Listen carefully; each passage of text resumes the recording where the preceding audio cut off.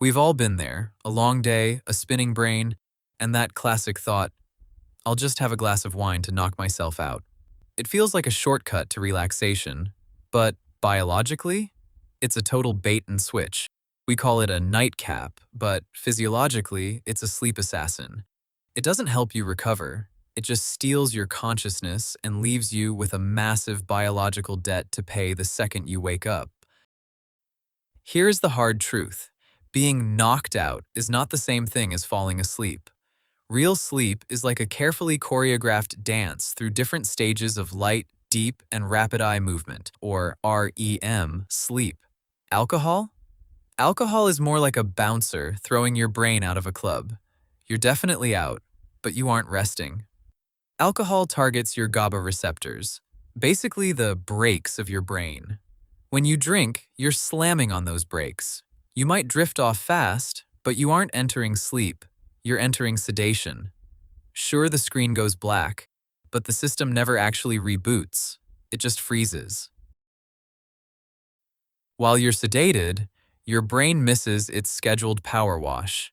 See, during deep sleep, your glymphatic system, the brain's cleaning crew, swells up to flush out the day's metabolic trash. But when you're sedated by alcohol, the cleaning crew never shows up. You also lose out on REM sleep, which is when your brain processes emotions and memories.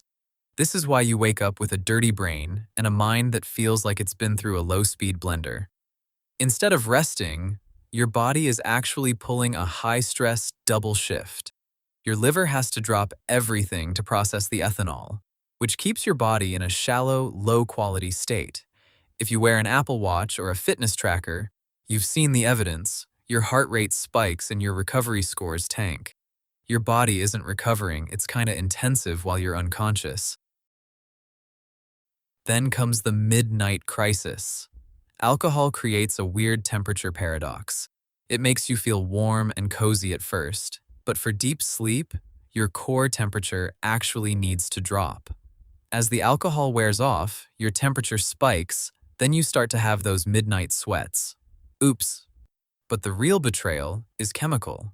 Your brain hates being suppressed, so it fights back by pumping out glutamate, the gas pedal chemical. Once the alcohol clears your system, the brakes vanish, but that gas pedal is still floored. Welcome to the glutamate rebound. This is why you snap awake at 3 a.m. with a racing heart and a sudden, urgent need to overthink every life choice you've made since 2020. Now let's be real. Business dinners happen, weddings are a thing, and social lives are important. You don't need to be alcohol-free to protect your sleep. You just need a game plan. First, follow the 3-hour rule. Aim to finish your last drink at least 3 hours before your head hits the pillow. This gives your liver a head start so it isn't pulling a double shift while you're trying to dream. And for the love of your future self, pay the water tax. Match every alcoholic drink with a full glass of water. It's not going to turn you into a superhero, but it helps dilute the chemical chaos that leads to that 3 a.m. wake-up call. Remember, high-quality sleep is your greatest competitive advantage. Using a nightcap to get there is like using a sledgehammer to fix a watch. It's just too aggressive for such a delicate process. Give your brain a proper off-ramp. Dim the lights, put the phone away, and let your natural chemistry do the work. Stop sedating your system and start actually resting.